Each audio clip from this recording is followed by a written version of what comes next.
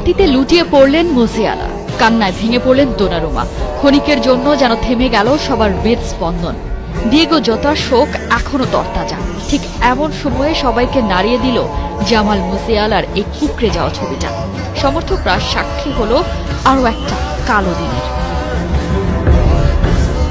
মুসিয়ালার এইভাবে দুমড়ে মুচড়ে যাওয়া কাঁপিয়ে দিয়েছে সবাইকে।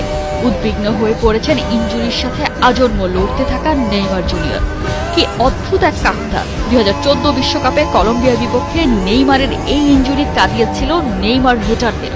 ক্যালেন্ডার বলছে সেই ঘটনাটাও ঘটেছিল 5 জুলাই। মুসিয়ালাও চোটে পড়লেন ঠিক এমন দিনেই। ইনস্টাগ্রামে আবেগ ঘন বার্তা দিয়ে মুসিয়ালার দ্রুত সুস্থতা কামনা করলেন ব্রাজিলিয়ান সুপারস্টার। বললেন, ফুটবলে তোমাকে ভীষণ দরকার মুসিয়ালা, আশা করি দ্রুতই সুস্থ হয়ে উঠবে।